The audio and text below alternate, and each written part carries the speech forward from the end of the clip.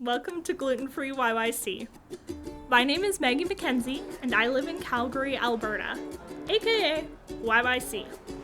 I've been diagnosed with celiac disease for about 10 years now, and that means that I can't safely eat gluten.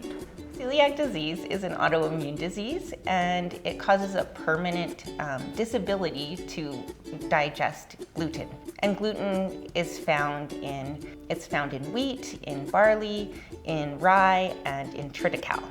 And it's a protein. When you are diagnosed with celiac disease, that means that you cannot digest that protein that is found in gluten. Eating gluten-free comes with plenty of challenges, but eating out is one of the biggest. That's why I'm excited to be showing you some of Calgary's fully gluten-free restaurants and bakeries. Expat Asia is an Asian fusion restaurant in Calgary's southeast. First, we'll be chatting with the co-owners, Jeff and Joel. My name is Jeff Matthews, and the restaurant we have is Expat Asia. My name is Joel Matthews, and restaurant again is Expat Asia. So we opened December 15th, 2018. We were a little bit delayed. We were supposed to open up in October of that year, but got pushed back a couple months. And so we're coming up on our 4th year birthday in the next 2 weeks here. So, yeah.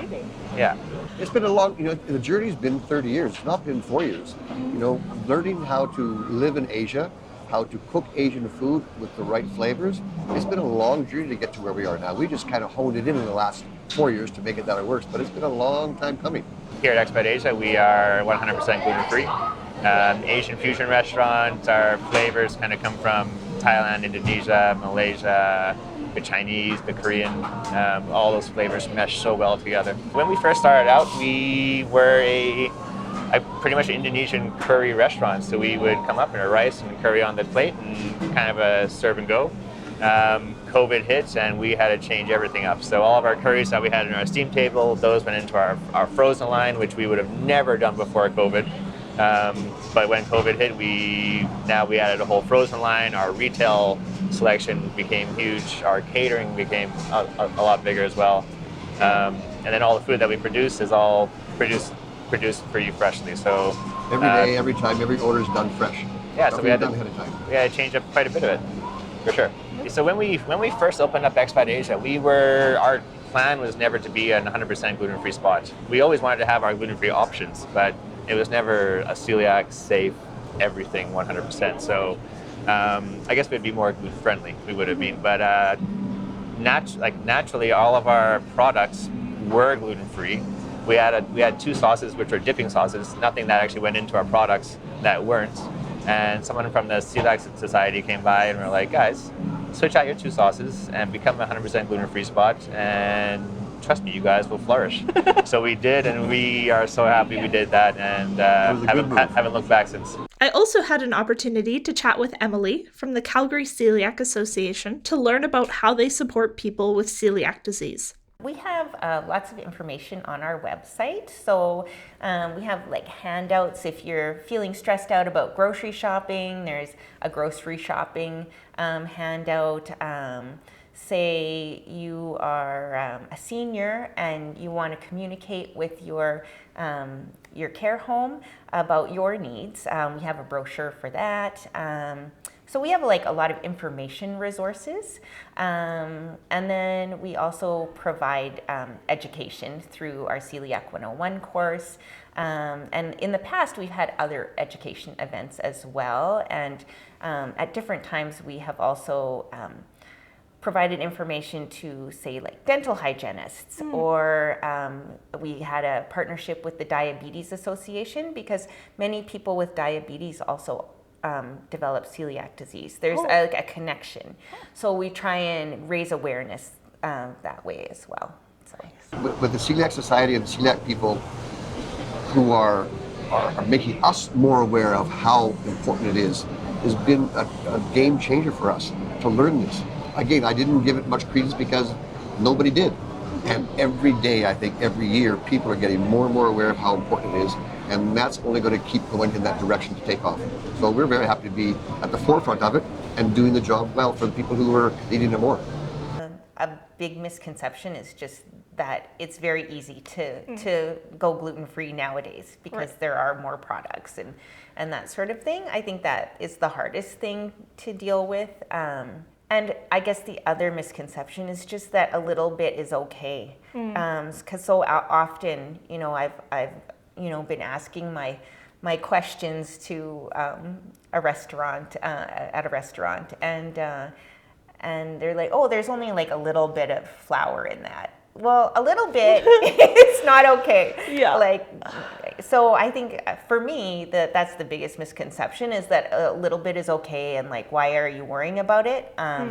So it makes you feel like you're not justified in asking the questions that you're asking, and you're not justified in expecting to receive a meal that is safe for you to eat. So I think that's kind of the hardest part.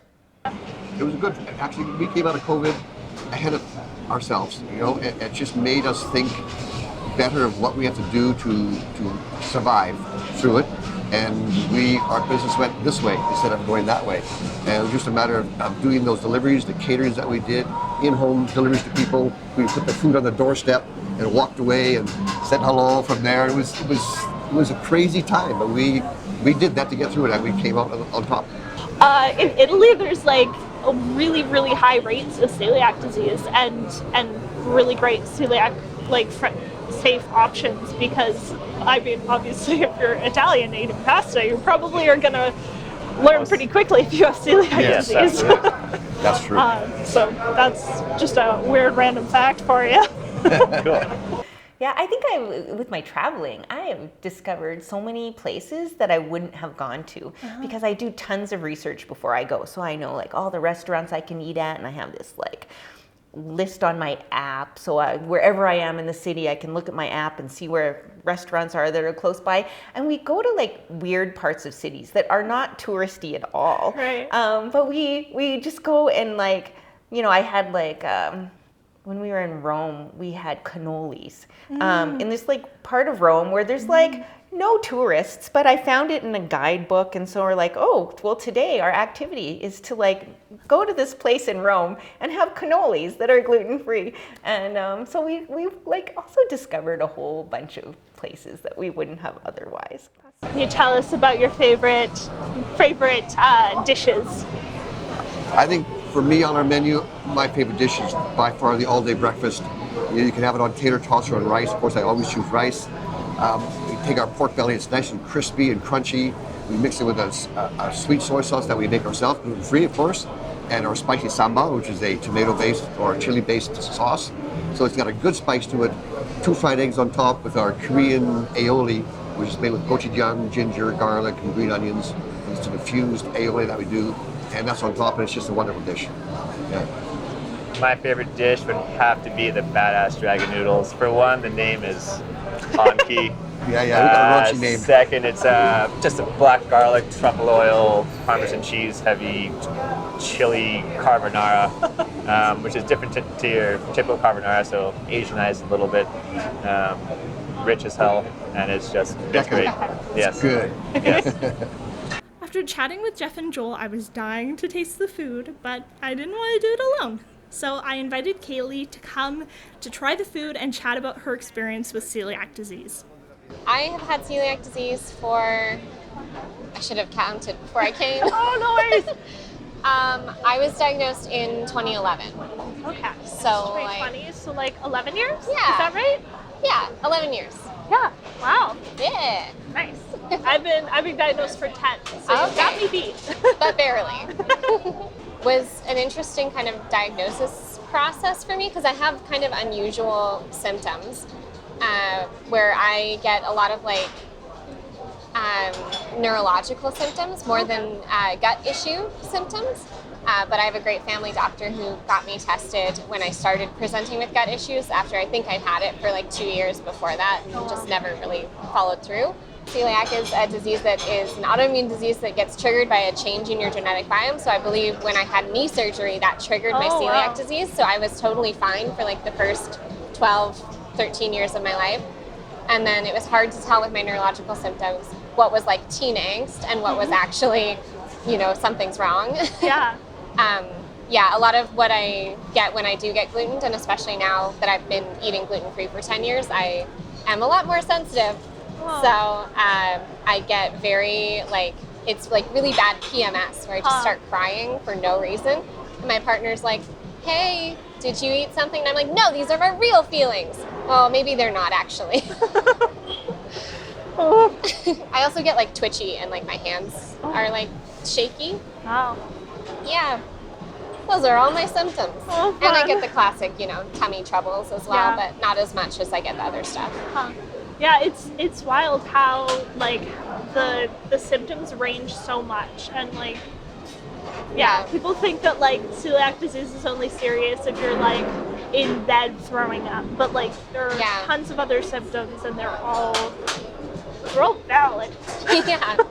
Dating is really hard when you have celiac disease because most dates revolve around food in some aspect, and then you immediately have to disclose this like big thing about yourself, and it's not like embarrassing, but it can be like, I don't really want to explain this when I'm just getting to know you, and I don't want you to think that this is like the only thing about me.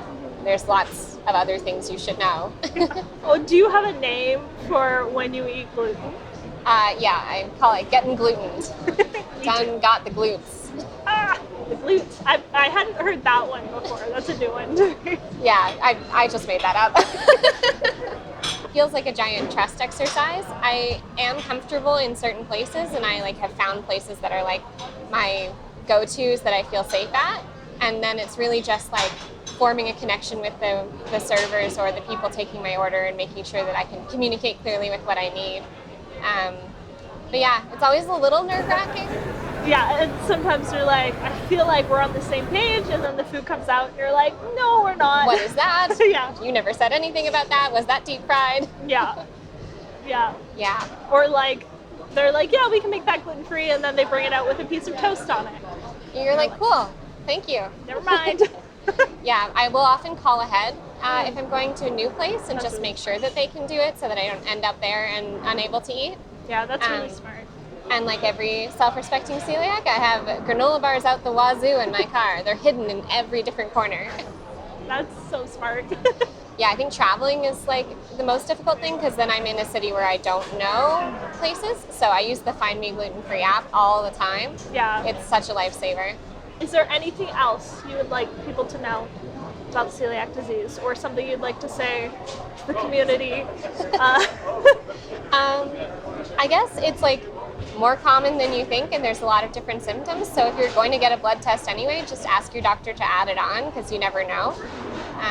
And it's really not that hard once you're diagnosed. There's lots of ways that you can accommodate yourself, and you feel so much better. So you are thinking, oh, maybe I don't feel good when I have bread. Just go get it checked out.